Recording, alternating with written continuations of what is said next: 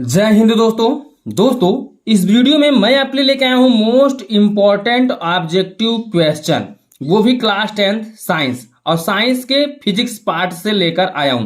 दोस्तों इस वीडियो में शुरू से लेकर आप अंत तक बने रहें। जैसा कि आपको पता है 20 नंबर का आपके एग्जाम में बहुविकल्पी प्रश्न अर्थात मल्टी चॉइस क्वेश्चन पूछे जाएंगे, तो आपके लिए बहुत ही इंपॉर्टेंट होने वाला है दोस्तों यह क्वेश्चन या कह लीजिए यह वीडियो, क्योंकि यहां से 20 बहुविकल्पी प्रश्न आएगा आपके बोर्ड एग्जाम में और 30 आपको स्कूल से मिल रहा है। आपके स्कूल से 30 20 50 नंबर समझ लीजिए आपका ऐसे ही फिक्स हो जा रहा है। तो मेरा आपसे रिक्वेस्ट है कि इस वीडियो को पूरा देखें और लास्ट तक जरूर देखें। अगर आप चाहते हैं 90% प्लस आपका रिजल्ट बने तो आसानी से आप बना सकते हैं इस चैनल के माध्यम से। जो भी इस चैनल पर आपको पढ़ाया जाए उसको आप अच्छे से तैयार करें, जो भी बताया जाए तैयार करें, वो भी सभी सब्जेक्टों की तैयारी कराई जा रही है इस चैनल पर। तो आप तैयारी जरूर करते रहें इस चैनल पर। मैं गारंटी दे रहा हूं कि आपका 90% प्लस रिजल्ट बनेगा तो बनेगा, इससे डाउन रिजल्ट आपका नहीं बनेगा, ठीक है। और सिर्फ इस वीडियो में आपको फिजिक्स के बहुविकल्पी प्रश्न कराने वाला हूं, उसके बाद मैं आपके बायोलॉजी का करा दूंगा, फिर केमिस्ट्री का करा दूंगा, ठीक है। अगर आपको कोई भी पार्ट नहीं मिल पाता है, मान लीजिए आप इस समय फिजिक्स का वीडियो देख रहे हैं, केमिस्ट्री का नहीं मिल रहा है, तो डिस्क्रिप्शन में जाइएगा, वहां पे लिंक मिल जाएगा, या वीडियो के लास्ट में आपको अगला वीडियो आपको मिल जाएगा, ठीक है।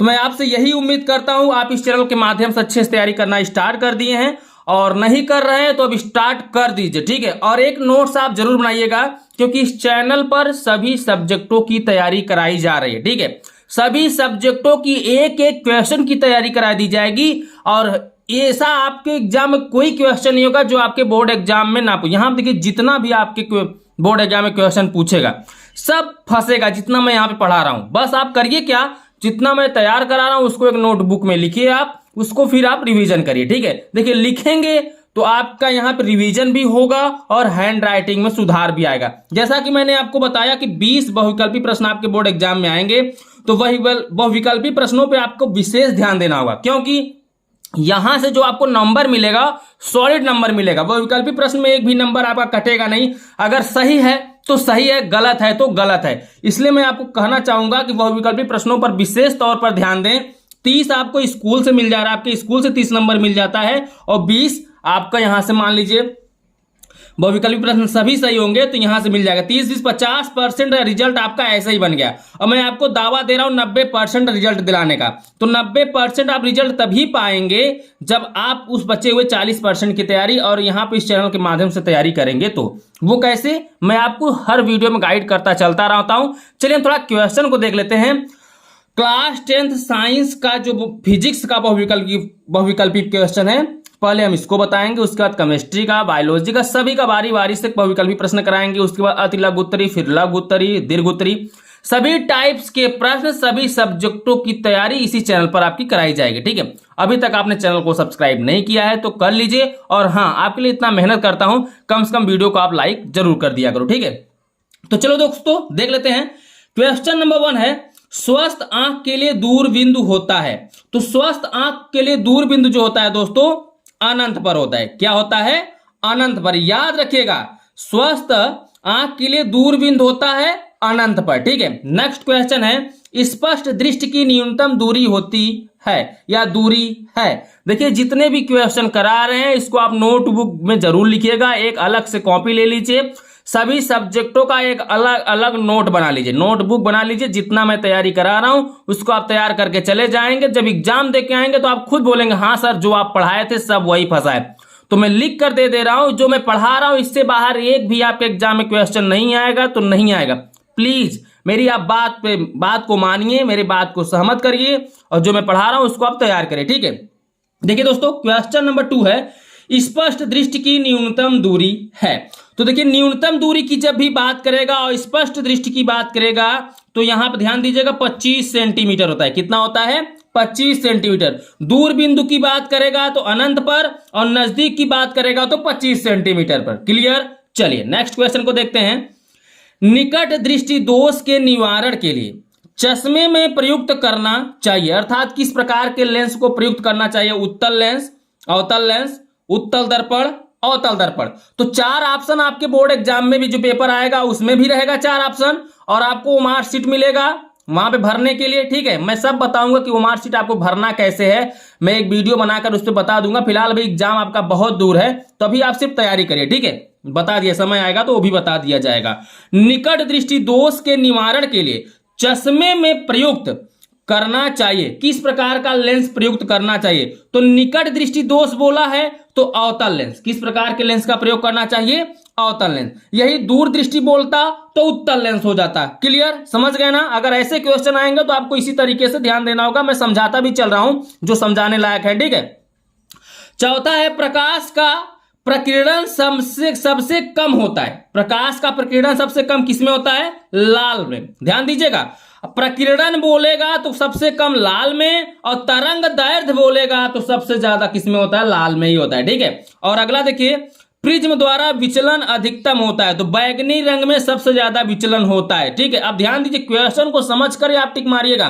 प्रकीर्णन सबसे कम होता है लाल में, और विचलन अधिकतम होता है किसमें? प्रिज्म द्वारा, तो किसमें? बैगनी में। थोड़ा ध्यान से पढ़िए क्वेश्चन का, ऐसे मत रट्टा मार लीजिएगा। ठीक है, और मैं आपको यह भी बता दूं, ये सब क्वेश्चन रटने की जरूरत नहीं है, आप इसको बस स्टोरी की तरफ पढ़ते जाइए। एक कॉपी में लिखिए, लिखने के बाद आपको इसे बहुविकल्पी को रट्टा की तरह सबको पढ़ जाना है। जितना भी दिया गया है सबको एक तरफ से 7 से 8 बार पढ़ जाइए, सभी बहुविकल्पी प्रश्नों को। ठीक है, उसके बाद किसी एक फ्रेंड को कहिए, किसी भाई बहन को कहिए इसमें से पूछने के लिए। आप जब वो पूछेगा तो ऑटोमेटिक आप सभी का आंसर बता लेंगे, और जब बता लेंगे समझ लीजिए बहुविकल्पी तैयार हो गया। सिर्फ आधे 1 घंटे का काम है, आसानी से तैयार हो जाएगा। ठीक है, और जिस क्वेश्चन का आप आंसर ना बता पाए उससे बोलिए कि इसका कौन सा ऑप्शन सही था, और जब वो अगला बताएगा कि इसका ये सही था, वो भी आपका तैयार हो जाएगा। तो इस तरीके से आप बहुविकल्पी प्रश्नों का तैयारी करिएगा। ठीक है, देखिए दोस्तों, क्वेश्चन नंबर 6 है, मानव नेत्र द्वारा किसी वस्तु का प्रतिबिंब बनता है।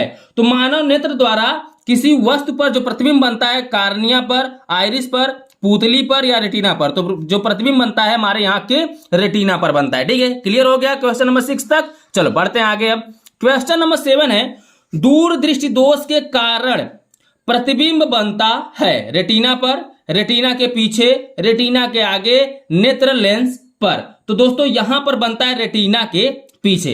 दूर दृष्टि दोष के कारण प्रतिबिंब, जब दूर दृष्टि आपकी आंखों में होता है, दूर दृष्टि दोष होता है, तो वहां जो प्रतिबिंब आपकी आंखों पर बनता है वो रेटिना के पीछे बनता है। क्लियर? 8वां नंबर का क्वेश्चन है, यदि 2 माध्यमों के सीमा पृष्ठ पर एक प्रकाश किरण लंबवत आपतित होती है तो अपवर्तन कोण होगा।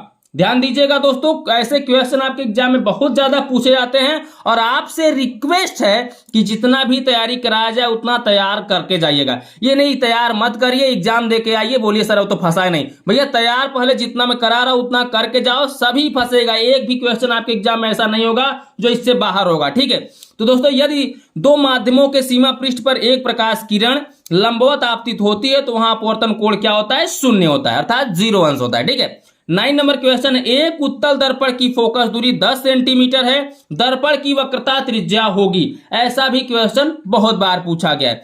तो उत्तल दर्पण की फोकस दूरी, उत्तल दर्पण में जो भी आंसर आएगा धनात्मक। मैं यहां पे मैं एक चीज समझा देता हूं, अगर ऐसा क्वेश्चन आएगा तो आपको किस तरीके से सॉल्व करना होगा। ठीक है, देखिए फोकस दूरी को हम एफ से व्यक्त करते हैं, तो एफ बराबर दिया यहां पे कितना? 10 सेंटीमीटर। कैसा लेंस है और कैसा दर्पण है? उत्तल दर्पण है, चाहे लेंस बोले चाहे दर्पण बोले। यहां पर ध्यान दीजिए, अगर उत्तल है तो जो दूरियां ली जाएंगी धनात्मक, फोकस दूरी धनात्मक लिया जाएगा, चाहे त्रिज्या होगा वो भी धनात्मक रहेंगे। ठीक है, लेकिन यही अगर अवतल दर्पण बोलता तो एफ बराबर -10 सेंटीमीटर हो जाता। क्लियर? अब आपसे पूछा दर्पण की वक्रता त्रिज्या होगी, तो त्रिज्या जो होता है उसको हम आर से व्यक्त करते हैं। ठीक है, आर हमें नहीं पता है, और एक फार्मूला आपको अच्छी तरह याद होगा, एफ और आर में संबंध। एफ बराबर होता है अर्थात फोकस दूरी बराबर होता है वक्रता त्रिज्या बटे 2। क्लियर? तो वक्रता त्रिज्या बटे जब 2 होता है, हमें चाहिए यहां पे वक्रता त्रिज्या, तो 2 का एफ में गुणा कर दो तो कितना हो जाएगा? 2 इंटू एफ बराबर आर। हमें चाहिए क्या? आर, क्योंकि बोला है वक्रता त्रिज्या। तो 2 इंटू एफ कितना है? 10 है, 10 रखो इक्वल टू आर। तो 10 दूना 20, आर बराबर कितना निकल जाएगा? 20, अर्थात आर का जो वैल्यू होगा वो निकल जाएगा 20 सेंटीमीटर। समझ में आ गया ना?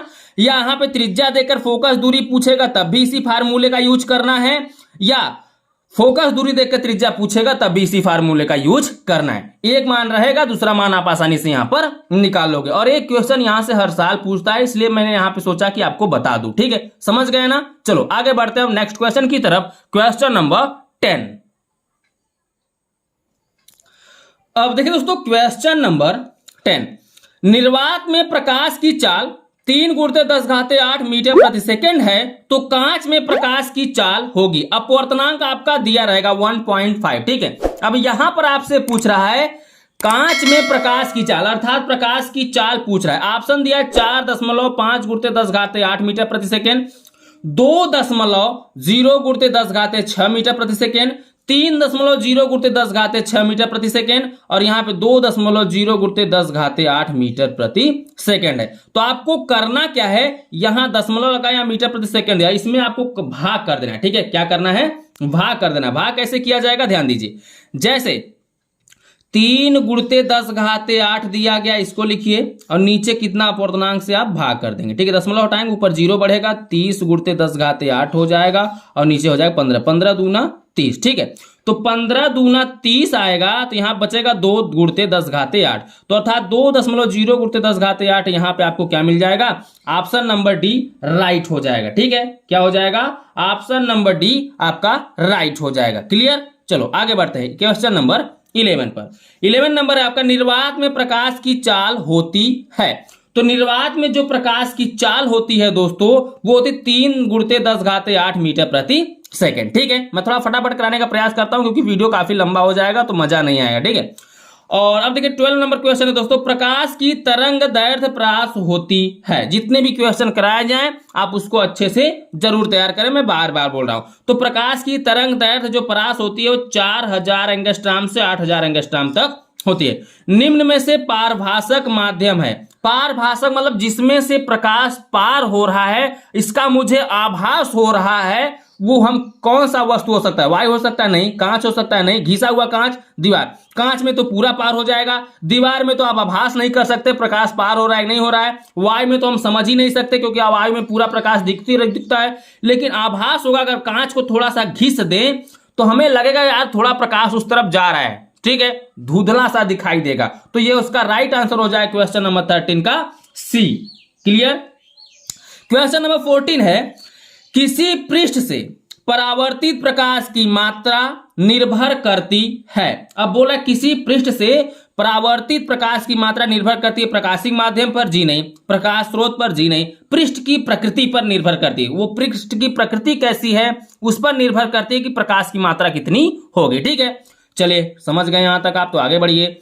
क्वेश्चन नंबर 15 है, अभिसारी प्रकाश पुंज का आरेख है। तो ऐसे चित्र देगा, अभिसारी प्रकाश पुंज का आरेख है। तो ऐसा अगर क्वेश्चन आएगा तो आपके यहां पे ऐसे चित्र दिया रहेगा। तो कैसे आपका ध्यान दिए, अभिसारी का मतलब दूर से आती हुई किरणें और किसी एक बिंदु पर आकर मिले, वो अभिसारी प्रकाश किरण पुंज कहलाती हैं। तो देखिए यहां पर क्या होती है, प्रकाश कई जगह से आ रही है और आके एक जगह पर मिल रही है, अर्थात एक बिंदु पर मिल रही हैं, तो अब क्या होता है, अभिसारी प्रकाश पुंज कहलाता है। तो यही इसका राइट आंसर हो जाएगा। ठीक है, क्वेश्चन नंबर 16 है, जब प्रकाश की किरण जल से कांच में प्रवेश करती है तो वह मुड़ जाती है। जब प्रकाश की किरण जल से कांच में प्रवेश करती है तो क्या होती है दोस्तों, मुड़ जाती है। किधर मुड़ती है, अभिलंब से दूर, अभिलंब की ओर, सी दोनों, इनमें से कोई नहीं। तो दोस्तों जब प्रकाश की किरण जल से कांच में प्रवेश करेगा तो वो अभिलंब की ओर मुड़ जाता है। ठीक है, समझ गए ना आप। इस तरीके के क्वेश्चनों को सभी को आप तैयार रखिए, इससे बाहर आपके बोर्ड एग्जाम में कुछ भी नहीं पूछेगा।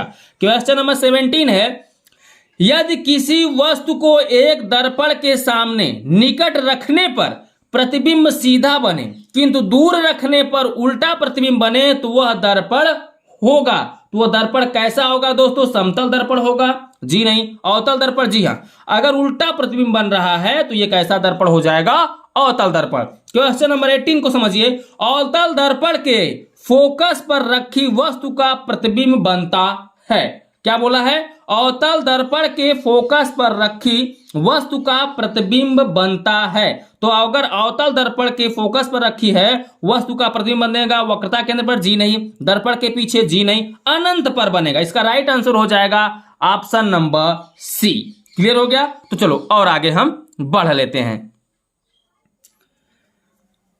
अब देखिए दोस्तों क्वेश्चन नंबर 19, उत्तल दर्पण से बनने वाले प्रतिबिंब की प्रकृति है वास्तविक सीधा, आभासी व सीधा, आभासी व उल्टा, वास्तविक व उल्टा। तो दोस्तों इसका राइट आंसर हो जाएगा उत्तल दर्पण से बनने वाले प्रतिबिंब की प्रकृति जो होती है वो हमेशा क्या होती है? आभासी व सीधा होती है। क्लियर? समझ में आया ना? चलो आगे बढ़ते हैं। क्वेश्चन नंबर 20 है, किसी दर्पण से आप चाहे कितनी भी दूर पर खड़े हो आपका प्रतिबिंब सदैव सीधा प्रतीत होता है। संभवतः वो किस दर्पण में होता है? या तो समतल हो या तो क्या हो? उत्तल हो। तो इसका डी राइट हो जाएगा। ठीक है, ऑप्शन नंबर डी राइट हो जाएगा। 21 नंबर का है दोस्तों, उत्तल लेंस द्वारा किसी वस्तु का वास्तविक उल्टा एवं बड़ा प्रतिबिंब बनाने के लिए वस्तु को रखना चाहिए। तो इसका राइट आंसर जो हो जाएगा, अगर लेंस f तथा 2f के बीच में रखेंगे, फोकस दोनों फोकस के बीच में रखेंगे तो हमेशा ये वास्तविक उल्टा और बड़ा बनेगा। ठीक है, क्वेश्चन नंबर 22 देखिए, बोला यदि आपतन कोण I तथा अपवर्तन कोण R हो तब अपवर्तित किरण विचलित होगी। अपवर्तित किरण विचलित कैसी होगी? यहां पे आपको ऑप्शन दिया गया है। चलो थोड़ा सा हम पढ़ते हैं, उसके बाद आंसर को बताते हैं। I माइनस आर अर्थात आपतन कोण माइनस अपवर्तन कोण हो जाएगा, या आपतन कोण प्लस अपवर्तन कोण हो जाएगा, या दोनों का गुणा हो जाएगा, या बट्टे में हो जाएगा। तो दोस्तों ये घट जाएगा, आपतन कोण माइनस क्या हो जाएगा?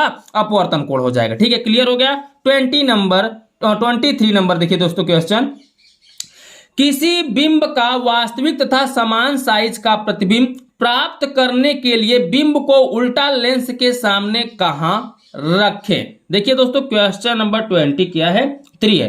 तो लेंस के मुख्य फोकस पर जी नहीं, फोकस दूरी की 2 गुनी दूरी पर। तो फोकस दूरी की 2 गुनी दूरी पर आप रखेंगे। ठीक है, अब देखिए नेक्स्ट क्वेश्चन है दोस्तों, क्वेश्चन नंबर 24, एम्पियर सेकेंड मात्रक है। तो एम्पियर सेकेंड किसका मात्रक है दोस्तों? आवेश का। ध्यान दीजिए, किसका मात्रक है? आवेश का। थोड़ा फटाफट करते हैं दोस्तों, क्योंकि अब ऑप्शन पढ़ेंगे तो वीडियो लंबा होता चला जाएगा। जो आंसर होगा मैं इसको टिक कराते चलता हूं। 25 नंबर क्वेश्चन है, एक प्रोटॉन पर विद्युत आवेश की मात्रा होती है। तो एक प्रोटॉन पर विद्युत आवेश की मात्रा होती है 1.6 × 10⁻⁻19 कूलाम। ठीक है, और यहाँ पे थोड़ा मैंने आपको बताया है क्या किसका मात्रक क्या होता है, क्योंकि मात्रक आपके बोर्ड एग्जाम में पूछ सकता है। जैसे विद्युत धारा का मात्रक पूछेगा तो एम्पियर। एम्पियर किसका मात्रक होता है? विद्युत धारा का। ठीक है, विद्युत धारा का मापन किससे करते हैं? अमीटर से। अमीटर से किसको मापा जाता है? विद्युत धारा को। क्लियर? प्रतिरोध का मात्रक ओम होता है। ओम किसका मात्रक होता है? प्रतिरोध का। क्लियर हो गया? समझ में आ गया ना? अगर ऐसे क्वेश्चन पूछे जाएं तो आपको इसी तरीके से आपको टिक मार के आना होगा। ठीक है, वहां पे ऑप्शन दिया रहेगा। क्लियर? चलो बढ़ते हैं नेक्स्ट क्वेश्चन की तरफ। क्वेश्चन नंबर 27 देखिए दोस्तों, क्वेश्चन नंबर 27 बोला है, किसी चालक तार में विद्युत धारा का प्रवाह होता है मुक्त इलेक्ट्रॉनों द्वारा, प्रोटॉनों द्वारा, आयनों द्वारा, न्यूट्रॉनों द्वारा। तो किसी चालक में विद्युत धारा का प्रवाह किससे होता है दोस्तों? न्यूट्रॉनों द्वारा।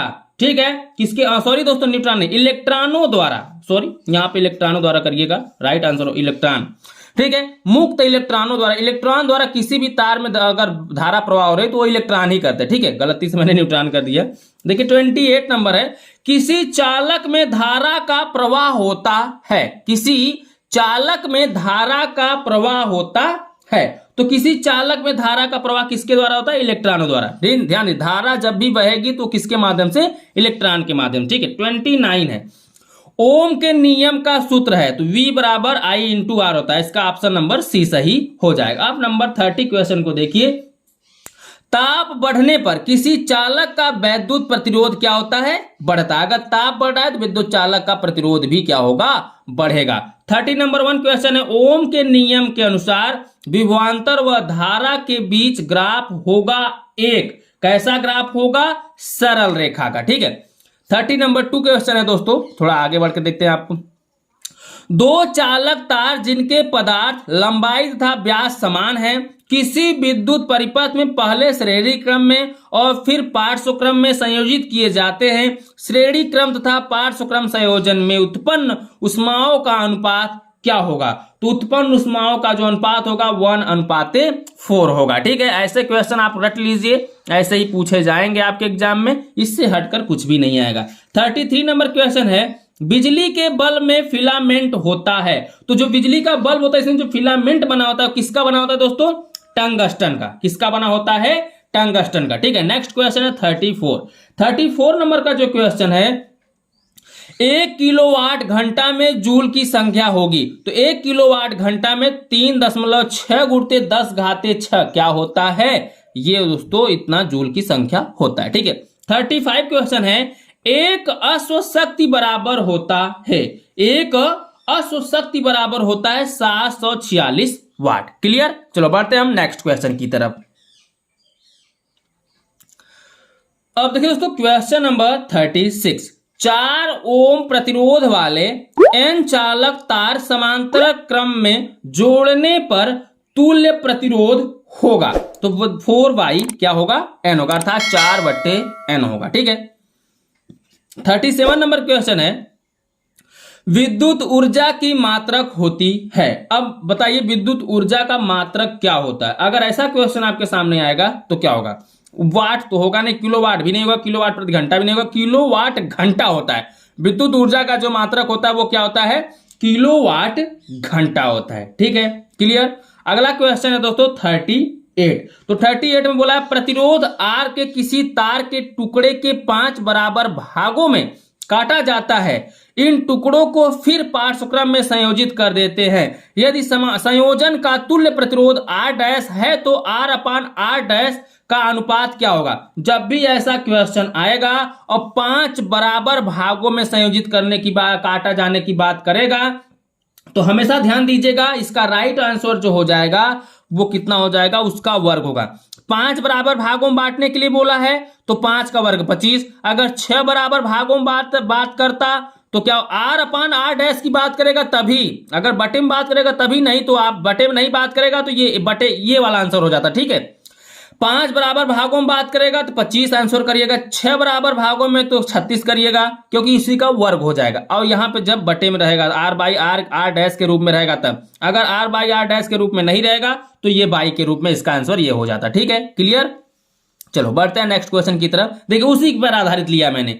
देखिए प्रतिरोध R के किसी तार के टुकड़े को 4 बराबर भागों में काटा जाता है।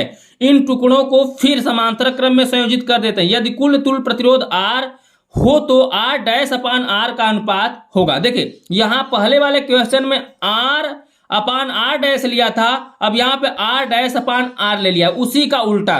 तो उसी का उल्टा लेने का मतलब ये आंसर जो आएगा उसका भी विपरीत आएगा। तो कहने का मतलब ये अब कितने भागों में बांट रहे हो? 4 भागों में। तो 1 बट्टे कितना हो जाएगा? 16, क्योंकि 4 का वर्ग 16 होगा। ठीक है, अगर यही R'/R रहेगा तो बटे में आंसर आएगा उल्टा। ठीक है, अर्थात उसी का वर्ग बटे में चला जाएगा। और अगर R' नीचे रहेगा तो क्या होगा दोस्तों? सीधा उसी का वर्ग कर दीजिए जितने बराबर भागों में बांटा गया है। क्लियर हो गया ना? चलो आगे बढ़ते हैं नेक्स्ट क्वेश्चन की तरफ। तो क्वेश्चन नंबर 40। तो क्वेश्चन नंबर 40 है, यदि R प्रतिरोध के 2 प्रतिरोधों को समांतर क्रम में जोड़ा जाए तथा एक R प्रतिरोध को इनके श्रेणी क्रम में जोड़ा जाए तो परिणामी प्रतिरोध होगा। परिणामी प्रतिरोध क्या होगा? तो परिणामी प्रतिरोध दोस्तों होगा वो 3 गुना हो जाएगा। ठीक है, किसका? 3R हो जाएगा। ठीक है, 41 नंबर क्वेश्चन है दोस्तों, एक मेंस से R1 व R2 प्रतिरोधों में 2 तार समांतर क्रम में जोड़े जाते हैं। यदि इनमें प्रवाहित धारा क्रमशः I1 व I2 हो एवं प्रति सेकंड उत्पन्न ऊष्मा क्रमशः H1 व H2 हो तो इसका राइट आंसर हो जाएगा H1/H2 बराबर R2/R1 हो जाएगा। क्लियर? ऑप्शन नंबर ए सही हो जाएगा। चलो बढ़ लेते हैं हम नेक्स्ट क्वेश्चन की तरफ। Question number 42। अब देखिए दोस्तों क्वेश्चन नंबर 42 बोला है, एक गतिमान आवेशित कण उत्पन्न करता है केवल चुंबकीय क्षेत्र, केवल विद्युतीय क्षेत्र, दोनों में, इनमें से कोई नहीं। तो जो गतिमान आवेशित कण होता है वो चुंबकीय क्षेत्र भी उत्पन्न करता है और विद्युतीय क्षेत्र भी उत्पन्न करता है। अर्थात इसका राइट आंसर जो हो जाएगा ऑप्शन नंबर सी, अर्थात दोनों में। 40 नंबर 3 क्वेश्चन है, कौन सा चुंबकीय क्षेत्र का मात्रक नहीं है? अगर इसमें से जो चुंबकीय क्षेत्र का मात्रक नहीं है ये आपको बताना है। तो दोस्तों वेबर प्रति मीटर स्क्वायर ये भी चुंबकीय क्षेत्र का मात्रक है, टेस्ला भी है, गॉस भी है। न्यूटन प्रति एम्पियर स्क्वायर ये मात्रक नहीं है, पूछा है नहीं है, कौन सा चुंबकीय क्षेत्र का मात्रक नहीं है, तो न्यूटन प्रति एम्पियर स्क्वायर ये नहीं है। ठीक है, नेक्स्ट क्वेश्चन है 44। इसमें बोला है चुंबकीय क्षेत्र की तीव्रता का मात्रक है। अब यहां पर बोला है चुंबकीय क्षेत्र की तीव्रता का मात्रक है, तो चुंबकीय क्षेत्र की तीव्रता का जो मात्रक होता है वो न्यूटन प्रति एम्पियर मीटर होता है। तो इसका राइट आंसर हो जाएगा ऑप्शन नंबर बी। अब देख लेते हैं क्वेश्चन नंबर 45 को। क्वेश्चन नंबर 45 में बोला है किसी धारावाही चालक में बहने वाली धारा I और लंबाई L को लंबवत B तीव्रता वाले चुंबकीय क्षेत्र में रखा गया है, उस पर लगने वाला बल कैसा होगा? यह बल है, तो उस पर लगने वाला जो बल होगा वो IBL होगा। ठीक है, ये आपस में इसका गुणा हो जाता है। अगर कोई कोण रहेगा तो यहाँ पे cos थीटा हो जाता है या sin थीटा हो जाता है, वो तो उस पर डिपेंड करता है फार्मूले पर। आप बस इतना याद रखिएगा, यहाँ पे IBL होगा। ठीक है, डायनमो उत्पन्न करता है, तो डायनमो क्या उत्पन्न करता है दोस्तों? वो विद्युत वाहक बल उत्पन्न करता है। ठीक है, 47 नंबर क्वेश्चन है दोस्तों, इसको भी देख लीजिए। बोला है B, A और फाई क्रमशः चुंबकीय क्षेत्र की तीव्रता, क्षेत्रफल व फ्लक्स के संकेत हैं, इनके बीच संबंध क्या है? तो आपको पता है फाई बराबर क्या होता है? BA cos theta. तो यहाँ पे cos थीटा नहीं है, तो सिर्फ अगर यहाँ पे इतना 3 में संबंध पूछा है तो फाई बराबर क्या हो जाएगा? BA हो जाएगा। ठीक है, ये 47 का ऑप्शन नंबर ए सही हो जाएगा। अब देख क्वेश्चन नंबर 48। क्वेश्चन नंबर जो 48 है, इसमें बोला है किसी विद्युत धारावाही सीधी लंबी परिनालिका के भीतर चुंबकीय क्षेत्र क्या होता है दोस्तों?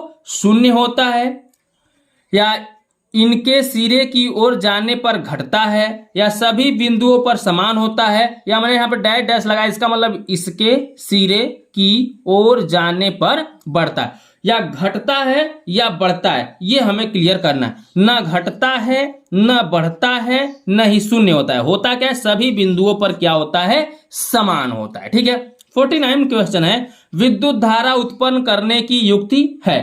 तो विद्युत धारा अगर उत्पन्न करना है तो हम जनित्र से क्या करते हैं? उत्पन्न करते हैं। क्लियर? चलिए 4-6 क्वेश्चन और रह गए, उसको भी आप देख लीजिए। अब देखिए दोस्तों क्वेश्चन नंबर 50। क्वेश्चन नंबर 50 में है लघुपथन के कारण परिपथ में विद्युत धारा का मान क्या होता है? अब 4 ऑप्शन आपके दिए गए हैं। चलिए हम इसको पहले ऑप्शन को पढ़ते, क्योंकि बोला है यहां पर क्या होता है। बहुत कम हो जाता है, जी नहीं। परिवर्तन नहीं होता है, जी नहीं। बहुत अधिक बढ़ जाता है, जी हाँ, ये ऑप्शन सही है इसका, कि अगर लघुपथन के कारण परिपथ में विद्युत धारा का अगर मान देखा जाए, लघुपथन हो रहा है तो वहां पे क्या होता है? बढ़ जाता है। क्वेश्चन नंबर 51 है परिवर्तनशील चुंबकीय क्षेत्र के कारण किसी चालक में उत्पन्न प्रेरित विद्युत धारा की दिशा का आकलन निम्नलिखित किस नियम से किया जा सकता है? तो दोस्तों यहाँ पे दाएं हाथ के अंगूठे का नियम, फ्लेमिंग के इसके नियम से किया जा सकता है। ठीक है, 52 नंबर क्वेश्चन है निम्नलिखित में से कौन सी एक परत पराबैंगनी किरणों को पृथ्वी पर आने से रोकती है? ऐसी एक कौन सी परत है जो पराबैंगनी किरणों को आने से रोकती है? तो वो क्या होती है? ओजोन परत होती है। आपको पता भी होगा, ये बताने की जरूरत नहीं है, फिलहाल मैं यहाँ पे क्वेश्चन करा दे रहा हूं क्योंकि ये इंपॉर्टेंट है। ठीक है, 53 नंबर क्वेश्चन है जीवाश्म ऊर्जा का स्रोत है पवन ऊर्जा, सौर ऊर्जा, कोयला या पेट्रोलियम दे दिया जाए, या जल विद्युत। तो जीवाश्म ऊर्जा का स्रोत आपका है दोस्तों कोयला या पेट्रोलियम, क्योंकि जीवाश्म ऊर्जा उसी को कहते हैं जो आने वाले समय में वो समाप्त हो जाए। ऐसी ऊर्जा जो कभी भी समाप्त ना हो वो अजीवाश्म ऊर्जा होती है, लेकिन जो समाप्त हो जाएंगी वो जीवाश्म ऊर्जा कहलाएगी। ठीक है, जीवों का ये अंशों से बना हुआ है। 50 नंबर 4 क्वेश्चन जो है गर्म जल प्राप्त करने के लिए हम सौर जल तापन का उपयोग किस दिन नहीं कर सकते? तो गर्म जल प्राप्त करने के लिए हम क्या बोला है? सौर जल तापन का उपयोग किस दिन नहीं कर सकते? बादलों वाले दिन हम नहीं कर सकते, उस दिन गर्म जल प्राप्त नहीं कर सकते। 55 क्वेश्चन है दोस्तों कोलीफार्म समूह है विषाणु का, जीवाणु का, प्रोटोजोआ का, या इनमें से कोई नहीं? तो दोस्तों जो कोलीफार्म समूह है वो जीवाणु का है। क्लियर हो गया दोस्तों? तो दोस्तों इस वीडियो में बस इतना ही। मैंने आपको 55 क्वेश्चन यहाँ पर बताया है फिजिक्स पार्ट में। अगला जब बायोलॉजी का लेकर आऊंगा तो बायोलॉजी में बताऊंगा, केमिस्ट्री का लेकर आऊंगा तो उसमें भी कुछ क्वेश्चन बताए जाएंगे। तो आई होप आप अच्छे से समझ चुके हैं मैं क्या कहना चाहता था, और जितने भी क्वेश्चन कराया हूं आप अपने नोटबुक में लिख लियो, ठीक है। तो दोस्तों इस वीडियो में बस इतना ही। अगर आप चाहते हो आपका 90% के ऊपर रिजल्ट बने तो चैनल को सब्सक्राइब करके चैनल से जुड़ जाइए, क्योंकि इस चैनल पर आपके सभी सब्जेक्टों की तैयारी कराई जा रही है बिल्कुल मुफ्त में, आपसे एक भी रुपए चार्ज नहीं लिया जा रहा है। तो आप जरूर जुड़े इस चैनल से, और जो भी तैयारी कराया जा रहा है उसको तैयार करें। मैं गारंटी ले रहा हूं कि आपका 90% के ऊपर रिजल्ट बनेगा, उससे डाउन रिजल्ट नहीं बनेगा। जितना मैं पढ़ा दे रहा हूं उससे एक भी क्वेश्चन आपका बाहर नहीं आएगा आपके बोर्ड एग्जाम में। तो चैनल को सब्सक्राइब करके जुड़ जाइए और बेल आइकन को प्रेस करके रखिए। जैसे ही किसी अलग सब्जेक्ट या कोई और वीडियो अपलोड किया जा रहा है तुरंत नोटिफिकेशन आपके पास आएगा, और आसानी से घर बैठे आप तैयारी कर पाएंगे, कम समय में बेहतरीन तैयारी कर पाएंगे बोर्ड एग्जाम की, ठीक है। तो चलिए हम आपसे मिलते हैं अगले वीडियो में, अब बायोलॉजी के बहुविकल्पी क्वेश्चन का वीडियो लेकर। तब तक के लिए बाय बाय, जय हिंद, जय भारत।